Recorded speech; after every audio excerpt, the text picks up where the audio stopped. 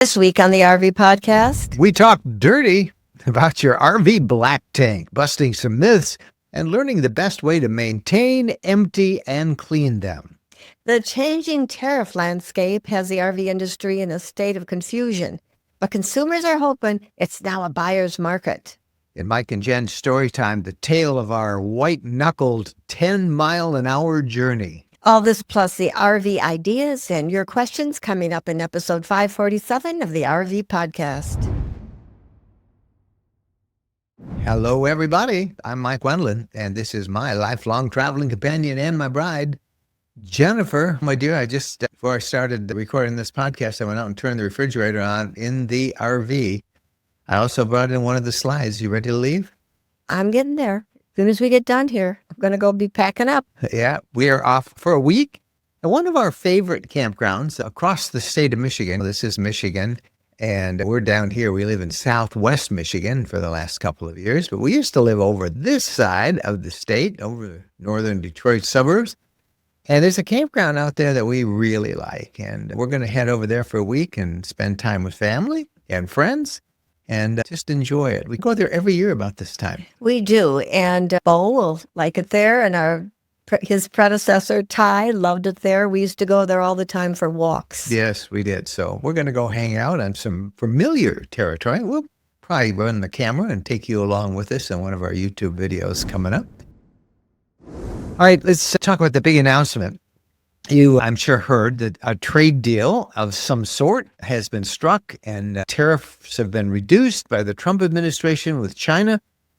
And I don't know if you can understand the relief that brought to the RV industry, but also there is still a whole lot of uncertainty out there.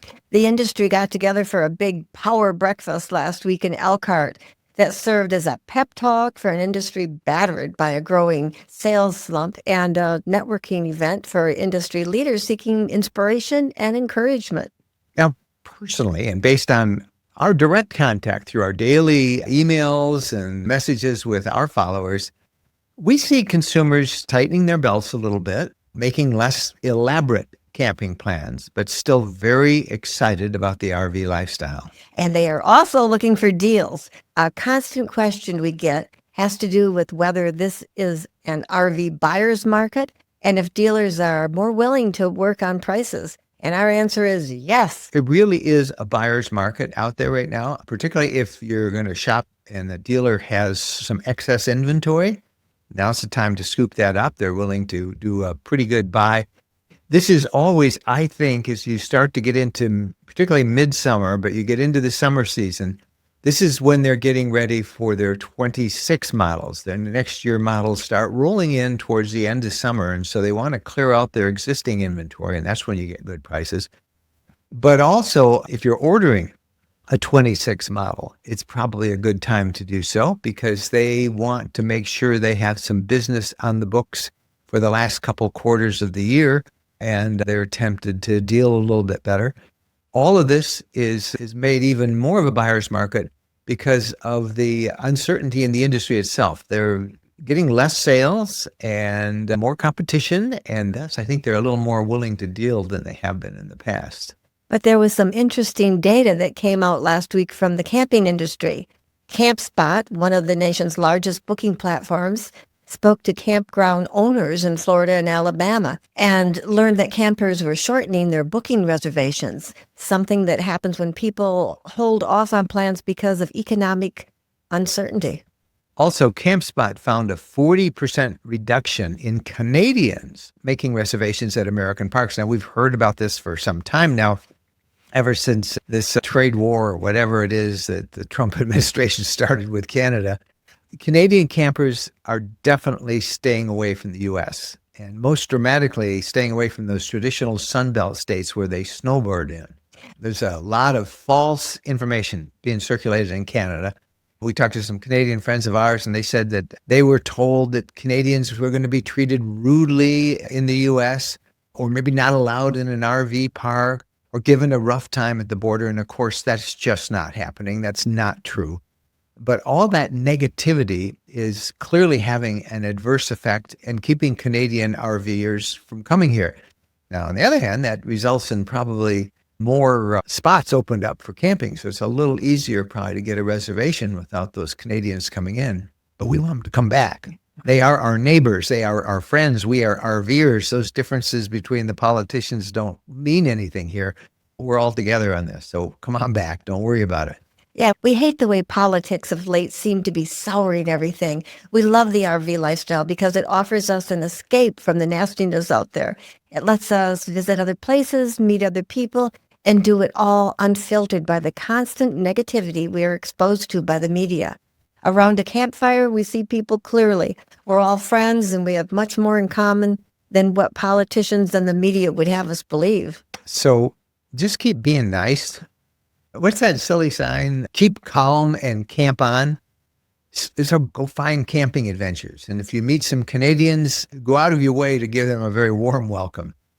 Now, if you're shopping for an RV, know that you, again, have a little more leverage these days than you probably did last year. We also encourage you to check out those hard-to-get-to campgrounds. More of them have open spots this summer. Book a spot. Just tune out the politics. It's all going to change, as we've just seen in this tariff, all these things. Everybody gets so panicked about something, and a couple of weeks go by, and it's all reversed or changed. Tune out the politics and camp on. But watch out for wildlife. Every spring, we see these stories about dangerous wildlife encounters. Last week at Yellowstone, a tourist got too close to a bison and was gored. Yellowstone workers call those who try to get selfies with wild animals Turons. The man wasn't seriously hurt, but this was all on him. In Florida last week, on the other hand, there was a horrible wildlife encounter that saw a 61-year-old woman killed by an alligator. She was canoeing with her husband in Lake Kissimmee, and they were in a 14-foot canoe. She was in the bow. He was paddling. They were in water that officials said was only about 2.5 feet deep when they unknowingly passed over a gator that became startled, started thrashing, and it turned their canoe over, spilling both of them into the water. The gator grabbed the wife, and although her husband tried to fight it off, it took her under and out into the lake. They did a search, put a helicopter up, it spotted her body floating some distance away. It's just a terrible story. The couple did absolutely nothing wrong. We report it here as a tragic reminder that when we're out in the wild, we share that space with wild animals. And in Florida and much of the South, anywhere there is fresh water, there's probably an alligator. And there's also bears. Many people don't know that. And also last week in Florida, 2 terrible wildlife encounters. A man who lived in one of the big state forests there, he lived in a cabin, and he and his dog were killed by a black bear. The bear apparently broke into the cabin and dragged him out. This is a terrible story. That's, I think, the first time ever there's been a failed bear encounter in Florida. But again, it's wild. The wilderness is wild, and people are certainly out there, but it's the wild animals that live there, and we need to be aware of it. I don't think there's anything that guy could have done differently. We don't know all the details on it, but pretty sad in Florida. One state, 2 deaths by horrible wildlife attacks. So anyway, be careful.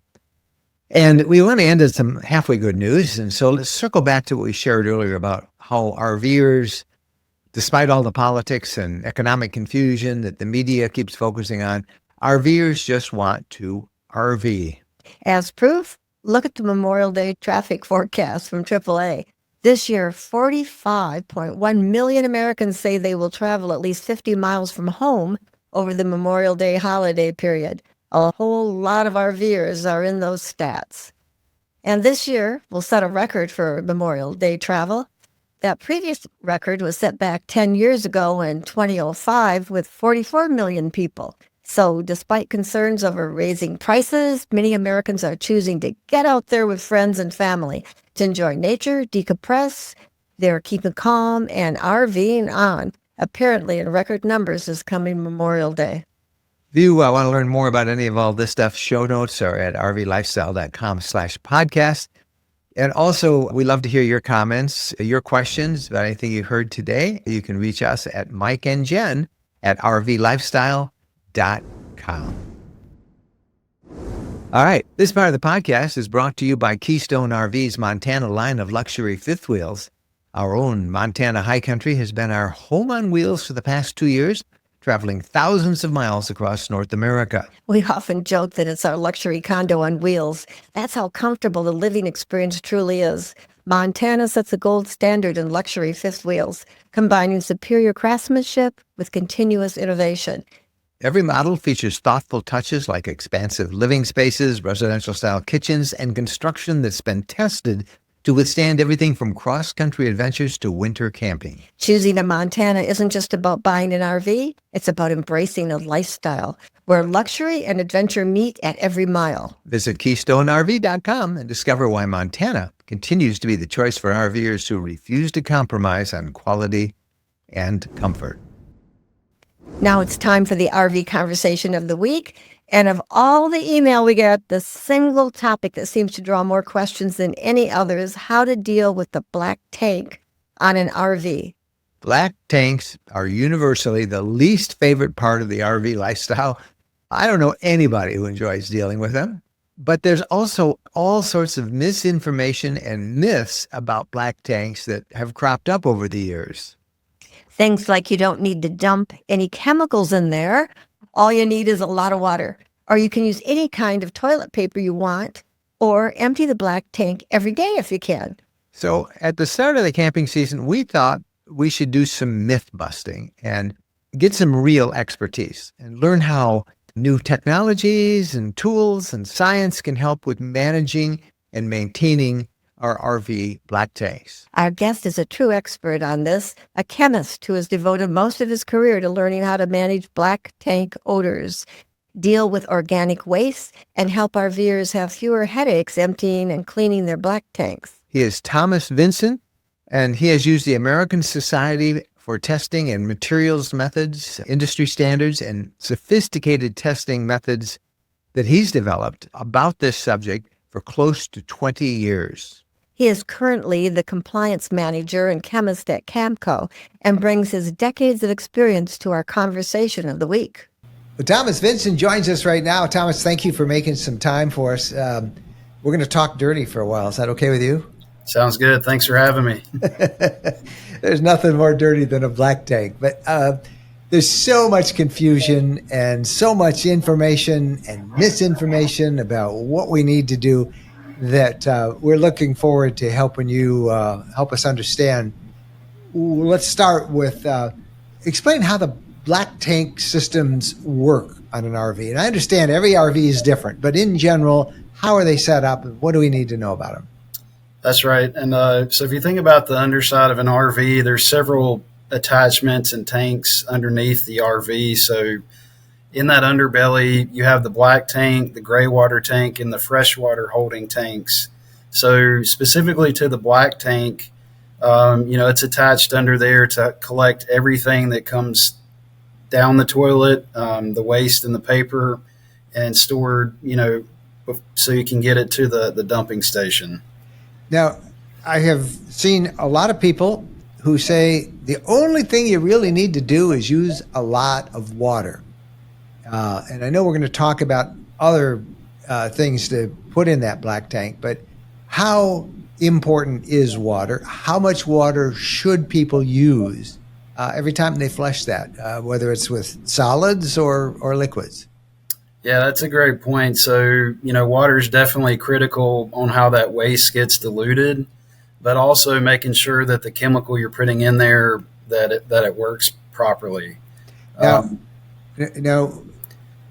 Let's even back that up a little bit. Let's say someone has emptied their black tank.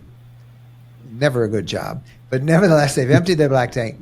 How much water should they put in there? We've heard put 3 gallons in, put a gallon in. How much should you put in an empty black tank? Yeah, I would start at least with 2 gallons. So once you get it fully cleaned out, that gives you enough liquid in there to get the chemical products started. Okay, now I'll come back to chemical products in a couple of minutes here, but people are putting down, waste, solid and liquid. How much water do you recommend they use when they flush that? Let's start with the grossest of it all, the solids.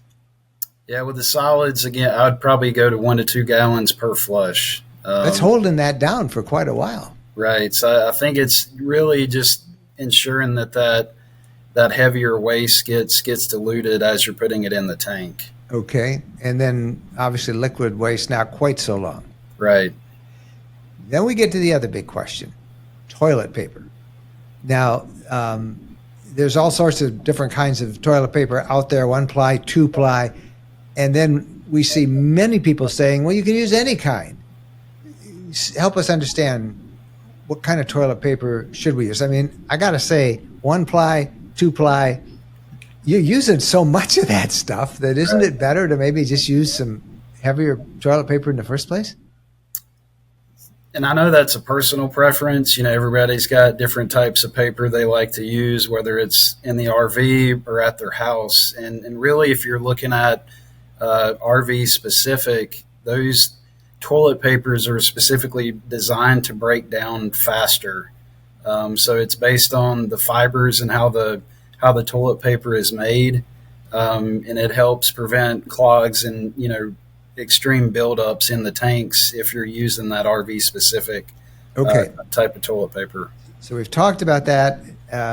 It is not going to ruin a black tank to use regular toilet paper, though, correct? No, you might have a little bit more challenges getting it to break down in your cleanouts, but really that's also dependent upon what type of holding tank product that you're using. All right.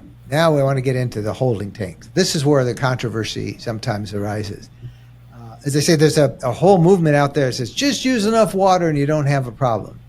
But there are odors, and those organic materials, do they go away on their own if you just use water? No, you're just diluting the organics and the smells, so you don't have anything in there to actually neutralize what's creating those malodors. Now, I have to point out, you are with Camco. You guys make a product that we use, this TSC Pro, and there's so many products out on the market. Help us understand, without making it a commercial, but helping us understand, what do we want this product that we put in our tanks to do? So really what's critical for your RV experience is you want to make sure you're breaking down and stopping the odors from getting inside of the RV, and then breaking down the waste and paper that's down in the tank, so you can, when you go to clean that out, that it's getting cleaned out easily. Now, what breaks it down? What breaks the stuff down? So there's a couple different ways you can do that, and what we've tried to do with our products is specifically formulate something that's going to break down the fats, oils, and greases and the paper. So you want to look at a product that has a specific blend of enzymes, and then also counter odor acting chemicals in there as well to take care of the odors and the waste. So walk us through the enzymes a little bit. What do they do, and how do we know which product to choose? So what you want to be looking for is something on the label of the product that specifically calls out waste and paper breakdown.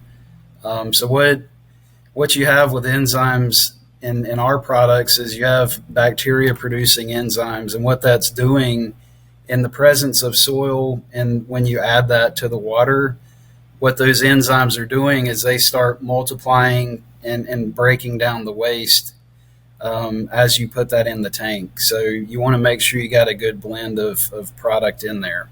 So in your case, how fast does that waste get broken down when you use that product? And I know, there's all sorts of other products you can try. I'm sure you've been a chemist and specialized this for decades, right? Right, decades, yeah. So help us understand what these tests show and how fast enzymes can break down this stuff. Yeah, so what we've tried to do, and across the industry, what I've seen, there's not specific test methods that people are doing exact same way every time. And what Camco and what I've tried to do is to develop methods that are going to be consistent. So you have the same, try to control as many variables as possible to make sure when you're testing the product, you're showing that it's breaking down the waste, but you can also look at the time that it's going to break down. How fast does that stuff break it down? So some of our newer products we have out, we're seeing performance breakdown happening within hours.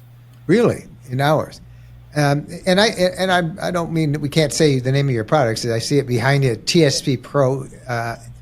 Here's a question: solid or liquid? And I don't know if you have them behind you. Maybe you could show what they're like a little bit. But so what we've done. That's the one I use right there, and that's the little packet, right?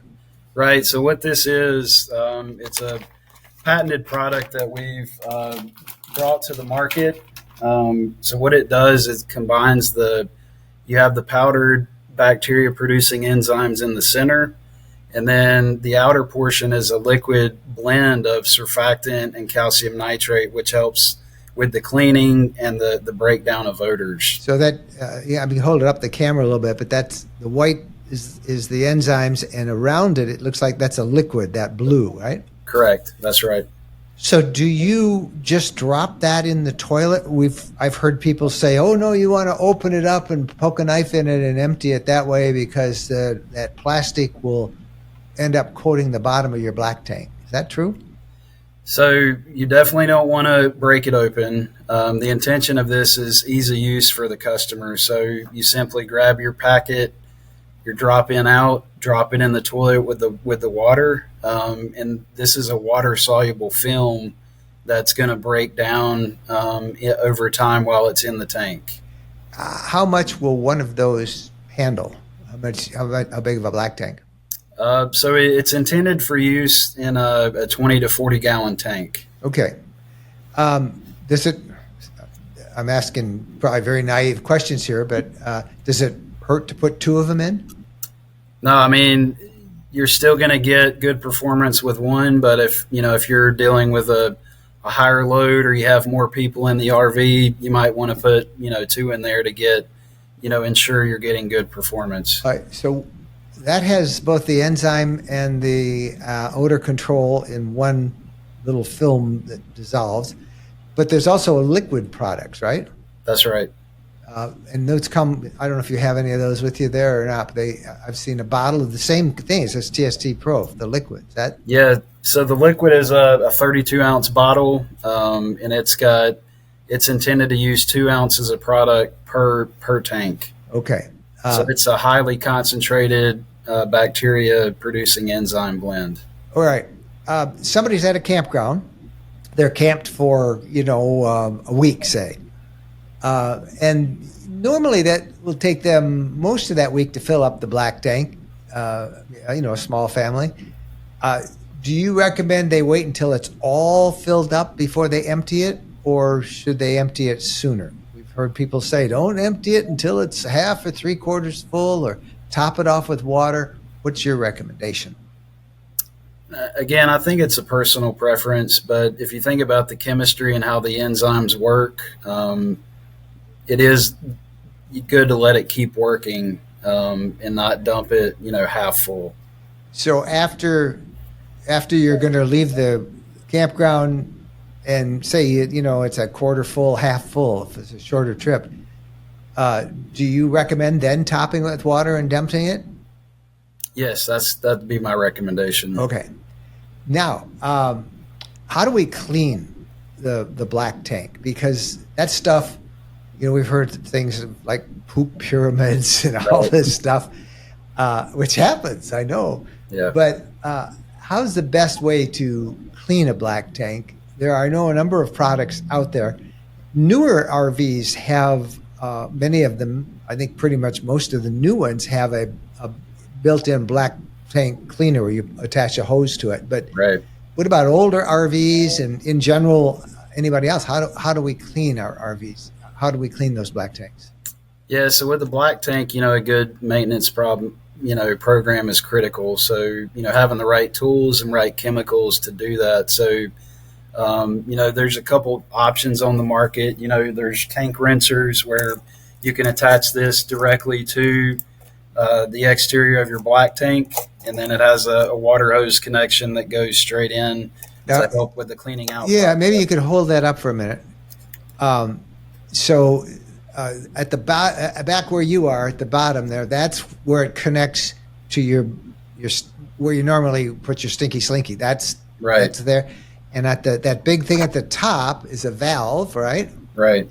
Which you always want to have closed until you're actually draining it. That's correct. And then I see an orange knob right there. Yeah.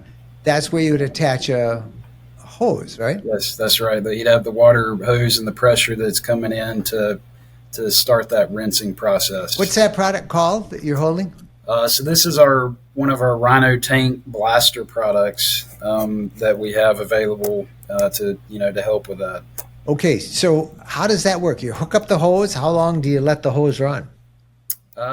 So based on how full your tank is, but what you want to do when this is connected, you have the clear visual here. So what you're going to want to do is turn that on until it starts running clear. Well, okay. I'm still not clear. You got your hose connected at the top at that little orange knob. Right. Right underneath that is a valve that would open it up, so the water then flows into that, back up into the black tank. Correct. And is there any danger of that water filling up the black tank and coming up, or you got to monitor it? I would assume inside there, Yeah, so you're not going to get any backflow up into the RV. Everything's going to be coming out through here, which you would have attached to sewer hose. Your stinky slinky, yeah. Your stinky slinky, there you go. Okay, so you don't have to, once you hook that up, you've got your black tank on the RV open. Right. You got your Valterra black tank right there, that little thing at the top, that's open. Yeah. You hook up the water and you just let it run through there, and it then comes out until it's clear. When it's clear, then you know you've cleaned it. Right, that's right. Well, that's pretty easy. What about it? I've seen like wands and things that you can hook up if you don't have that. And we'll put links to these products as best we can find them in the show notes. Do you recommend a wand? Does those work? What are those like? Yeah, so this is something you would use on the inside of your RV that goes directly into the toilet. So the valve actually opens up, and then you put this down in, and it'll spray and clean the inside of the tank. Okay, so that's even separate. That'll clean the top end of the toilet, and the pipe that the toilet drops down to the black tank. Yeah, and down inside of the black tank. Okay. We are talking dirty here, but it's all good stuff. So how often should you use something like that Rhino blaster you showed us that you hook up on the outside with water? How often should that be used to clean the black tank? I think it depends on your travel frequency. If you're going a couple times a month, I'd recommend cleaning it, a couple times a month or every time you're dumping it. Really? Every time you dump it? And the wand, I would think that's not as critical as important, but maybe once a season, twice a season? Yeah, a couple times a season. And really it comes down to how frequently you're using the RV and just ensuring that you're not leaving buildup on the sides and insides of the walls. Okay. So let me just see if we could summarize all of this. Your best friend is water. Use a lot of water. Use a lot of water to flush. And this is the big takeaway for me, because I've been using mostly water, and I flush it, I empty it quite often. But you really do need a bacterial enzyme that eats that poop, right? That's right. And then cleaning it.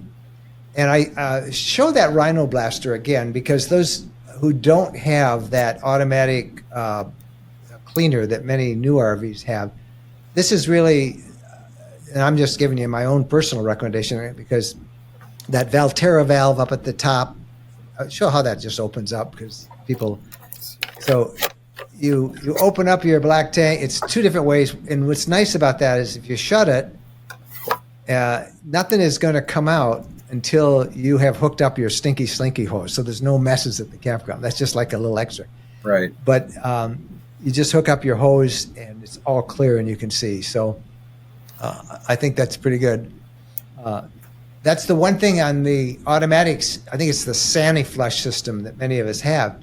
You really don't necessarily see how clean that stuff is coming out. Right. I guess you can if you have a clear pipe like that hooked up, but if you don't, you got to monitor it. Well, Thomas Vincent from Camco, I appreciate your many years as a chemist and helping us talk about an unpleasant subject, but something that maybe isn't quite so unpleasant if we properly take care of our black tank. Again, we'll put links in the description below to all of the different products we use. I can tell you that I've been using this TST Pro for about a year now, and it really is. I have no odor problems, none. That's good. And, even with when I used to use just water, a lot of water, there was always some odor in there. Particularly if you turn down a fan in the bathroom, Right. you would suck it up. So this stuff I really have been, and I'm using those packets, but I might try the liquid just to see. And that's good. I mean, the packets was something I worked on developing, trying to combine some of our historical products that we sold with the TST Max and TST regular liquid products, but also combining some new bacteria enzyme blends to get that good performance. And I know you have done many of those tests. I've seen them on your products. But these things really do work fast. You say within hours, breaking down that stuff. Thank you so much for being our guest on the podcast. And again, we'll put links to the products we talked about. Thank you, Thomas. Sounds good. Thanks, Mike, for having me. I really enjoyed that conversation with Thomas. Interesting stuff. It's a big topic, and we're going to have on Saturday a YouTube video that shows and demonstrates many of these new products that we just talked about. And you'll find that on our RV Lifestyle channel at youtube.com/RV Lifestyle. Kentucky Lake is one of the most visited sites in Tennessee. It's one of the biggest lakes east of the Mississippi and a great vacation spot, perfect for RVers. Tennessee Land and Lake is launching a grand opening of new property at the lake. They're big properties that allow for RVs near Paris Landing State Park, right near the marina, golf courses, resorts, and a slew of other great attractions. It's one of the most popular parts of the lake where it's at its widest and a really beautiful spot. There are large acreage, 5 to 29 acre sites in size, designed for privacy at great prices for the area with dedicated private access to Kentucky Lake. It's an ideal setup for RVers. Prices start at $99,900, and they've got woods and fields and views, cottages, and more with electric and high-speed internet. You can get details and a video tour at rvlands.net. Visit rvlands.net to get started. It's pretty incredible. We just heard about a land offering out west for RVers in Arizona. They're selling 5-acre RV ranches starting at only $49,900. It looks amazing. It is at high elevation, so you get cooler temperatures, big mountain views, juniper trees, and green grasses. And it is near everything: the Grand Canyon, Lake Havasu, Kingman, Flagstaff, and Sedona. It's a perfect place to have a home base to explore the West, and it is right off famous Route 66. It's called Greenwood Ranches, and this is the second and final section of the community. We met the sales manager, really nice guy. He bought a property for his RV, and he's building a container home on it. Check out their website for a video tour and showing availability. It's pretty incredible. Visit the website to get details and set up a showing, ArizonaRVland.net. That's ArizonaRVland.net. Now it's time for the social media buzz with Wendy Boyer. Wendy reports on the hot issues most talked about this past week on social media and our RV Lifestyle community group. Hi, everybody. The buzz in our private RV lifestyle community this past week has been getting ready to go on our second rally of the year, this one to Northwest Michigan. There's a big group of us that are making plans to go kayaking together, hike in the national park, visit wineries, and have all sorts of fun. So that's the buzz over there. And then in our RV Lifestyle Facebook group, we've had several conversations that really took off. And one of them I'd love to share with you was from Kyler, and it was about odors. Kyler and his wife, they bought a new to us trailer from an elderly couple 2 years ago. He said it was in immaculate shape, but it has this odor. Now, Kyler wrote that, for lack of a better term, he would describe this odor, and he said he would do so with the utmost respect possible, that it smells like old people. It's in the fabrics, the wood, everywhere, and he's looking for a remedy to freshen it up. He said they've tried everything. They've left the windows open for long periods of times with fans circulating and with them not circulating. They've tried coffee grounds, air fresheners, air purifiers, that Febreze fabric, that spray that comes that's supposed to disinfect things. He said nothing worked. And when this spring opened up the rig, the odor was still there, stronger than ever. So his post was, "What can I do? How can you help me?" Now, as you can imagine, this post sparked two different conversations. One was that people do have an odor that comes off of them as they age, and it has nothing to do with cleanliness. And that was an interesting conversation, but I don't want to talk about that. The one I would like to talk about was what to do to get rid of an odor in your rig, whatever the cost, because there were some great suggestions here. We're talking there were about 700 responses, and many people have had problems with odors, whatever the cause, and had suggestions on how to get rid of them. So on that thread, first thing everyone said is to make sure there are no leaks in your rig, because if you have mold that's going to smell, that's an odor, you got to take care of that before you can do anything else. Second, and this is pretty basic, but it's worth saying, is you really need to clean everything. We're talking you need to wash your walls, wash your cabinets, wash your floor, wash your upholstery, wash everything in the rig to make sure you've done what you can to get that smell out. And then there were several things people tried that they said worked really well. One of them was to sprinkle baking soda in a fine dust over all upholstery, leave it on for several hours, and then vacuum it up. Many people said this worked great for them. Another thing was to try charcoal. Don't use the charcoal that has the flame starter on it that you might use to grill, but get charcoal somewhere like Amazon. It's a natural odor absorber. You put that in your rig, close it all up, and then you throw away the charcoal, and many said that really helped. Another thing that came up a lot was Audubon. It's a disinfectant spray you can get at the store. A lot of people said it worked for them. And then finally, if all those things don't work, you may have to throw away anything that has fabric or fibers in it and replace it. So, obviously your curtains, maybe your sofa, if you have carpet, your mattress, replace all those things because they can hold on to odors. And then the final suggestion was to buy or rent an ozone machine. Now, if you do use one of these, you have to be careful to remove your plants if you have any in there, because they can get damaged. And be aware that if you have something made of rubber, that might get dried out and damaged as well.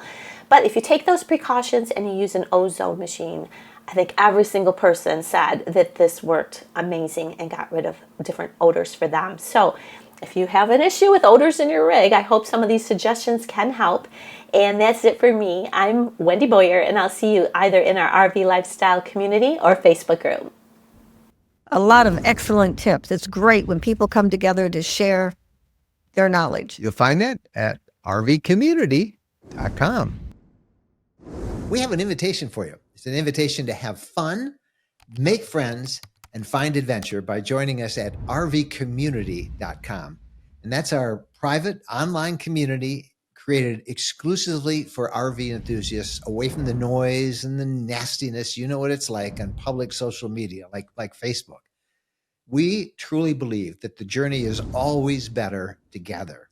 And at rvcommunity.com, you're connecting with RVers who share your passions, from boondocking under the stars to swapping campfire recipes, capturing stunning landscapes through your camera lens, or even traveling with your four-legged co-pilots. With over 24 special interest RV groups, there is a space for everybody. And best of all, There are no ads, no distractions, just real conversations and genuine friendships. But that's not all.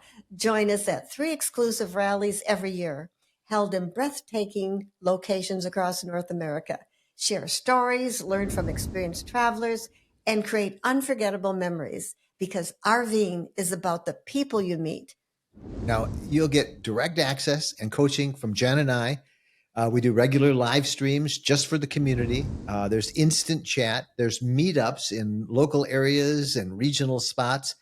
And you're not just joining a community, you're becoming truly part of an RV family. Come check us out at rvcommunity.com for more information. We're all about 3 things: having fun, making friends, and finding adventure. That is how we live every day in the RV lifestyle community, because life's greatest moments happen when you dare to explore. Now it's time for the RV question of the week. I'm new to RVing, purchasing a used one this week, starting out local camping, just me and my 13-year-old kiddo, wondering if your RV breaks down and you aren't towing a car, what do you do? And this is from Kane. What would you say? I would say, what would you do if you were in a car and it broke down? You'd do the same thing if you're in an RV and it breaks down. You'd get it to a repair facility. Now, I'm sure she's talking about a major breakdown. That means the RV is going to be at the service shop for some time, overnight or longer. But it's the same thing. If you were far from home and had to leave your car at a dealership, you'd have to find a hotel or someplace to stay if you have friends in the area. I think her anxiety is because she's starting off, and you know what it's like when you start off. This whole RV lifestyle thing is a bit overwhelming. Your mind keeps going to all of these different scenarios. What if this happens? What if that? I think experience will give her a lot of confidence. And you're so right in starting out local. It won't take more than a few times to get used to how it works, set up and break and camp, managing all the systems and the appliances. When it's time, after you've camped locally for a while, pick a spot maybe a little farther from home. And then just as you get comfortable, just expand your radius. All of this, of course, is dependent on you picking out the right RV. That means you need to have a reliable, well-maintained RV. Don't even start this lifestyle if you don't. It's a whole other story if you have a clunker that needs a lot of work. When you get that RV, read all of the manuals, ask questions, talk to the former owner if you can about it, any little idiosyncrasies, learn how all the systems work, and have a mechanic or an RV inspector go over that used RV so you have confidence in its ability to transport you and your 13-year-old. Get a reliable RV. It's got to be reliable. If it's not, don't even try it. If you have a question or you want to add to any of that, just send us an email, Mike and Jen at rvlifestyle.com. And now it's time for Mike and Jen's story time. And this story this week is about the 10-mile-an-hour journey. Let me tell you about the day our Class C motorhome decided it just didn't want to hurry. There we were, all packed up, ready for our spring adventure, maps loaded into the GPS, the fridge was full of food and cooling, and enough excitement between the two of us to power the whole trip. We had everything perfectly arranged inside, too. The clothes were packed, the cabinets were stocked, and I'd even brought along a nice frozen meal for our dinner that night. But when Mike turned the key and tried to pull out of the driveway, the engine started up fine. That familiar rumble that usually meant adventure was ahead. But then I pressed the gas. Nothing. Not exactly nothing. We could move, but only at a crawl. 10 miles an hour was our new top speed. 10 miles an hour. I couldn't believe it. I watched as Mike's face went from excitement to confusion to concern, all in about 10 seconds flat. He jumped out and popped the hood like he suddenly had a mechanical superpowers, but everything looked normal to our untrained eyes. After opening the hood and looking around under there for a while and getting absolutely nowhere, we had to face facts. Our camping trip was looking pretty doubtful. We needed a tow truck, but not just any tow truck. This was a 25-foot motorhome, almost 11 feet high, we needed something special. So we called for a flatbed. And while we waited, we sadly started unpacking some of our perishables. I was already mentally canceling our reservations at the campground when the tow truck driver arrived with news that made our situation even more complicated. He said, I got bad news, folks. I can get the RV on the flatbed, but then it'll be almost 16 feet high. And he pointed out that those tree limbs on our road would scrape your roof clean off. There went that option. Now, the service center was about 12 miles away, and apparently our only choice was to drive there at 10 miles an hour. That's as fast as this thing would go. I volunteered to follow behind in my car with my flashers on, creating a little two-vehicle parade of caution. The only route to the dealer was on a busy 4-lane highway with a 55-mile-per-hour speed limit. I was already imagining the angry honks, the rude gestures, maybe even some colorful language as people zoomed around us. Let me tell you, white-knuckled doesn't begin to describe that drive. Every minute felt like an hour. I kept checking the mirrors. Watching cars approach, it would seem like lightning speed compared to our little turtle pace, and then slow down and carefully maneuver around us. What happened next surprised us both. Not a single person honked at us. No one rolled down their windows to yell or give us nasty looks. Instead, people patiently waited their turn to pass, sometimes even giving a little wave of understanding. 1 hour and 15 minutes of driving at 10 miles an hour. We hit a couple of red lights too, which was actually a relief because it meant I could take my foot off the gas for a minute and shake out my leg. When we finally pulled into the service center, I felt like we should get a trophy or something. We dropped off the RV and drove back home in my car, a trip that only took 15 minutes at normal speed. And then just a couple hours later, the phone rang. Found your problem, said the service tech. Mice got in and clogged up your air filter, he told us. Mice had gone in and they had built a nest in there. Now, it was when I opened the hood, I couldn't see it. It was the air filter's all covered up on that thing. Fortunately, the mice didn't chew anything up. That's something they're notorious for doing, but they just made a cozy little house of grass and straw. Can you believe it? All that drama because some mouse decided that our air filter would make a perfect winter home. The shop cleaned everything up. We called the campground to uncancel our reservation, and our trip was back on. What stuck with me, even more than the mouse story? I bet it was the kindness of all those drivers on the highway. We had just moved to southwestern Michigan a few months before, and we'd already noticed, in general, how people seemed friendlier on the southwestern side of the state than they did on the southeastern side where we came from, the Detroit area. But seeing dozens of people show patience and understanding when they had every reason to be annoyed, that really made an impression. So here's the moral of our story. Life will sometimes slow you down to 10 miles an hour, and there's not much you can do about it. But the journey is made so much better by kind strangers who understand that everyone faces unexpected obstacles on the road. And maybe check your air filter for mice before a big trip. That's probably important too. All right, that's our story of the week. We're still trying to figure out, and we have an idea how to keep the mice out now. We're putting some mouse packets that they don't like the smell of them in there, but interesting adventure. You got a comment? You got a question? Our email is mikeandjen@rvlifestyle.com. That's the podcast for this week. Happy trails.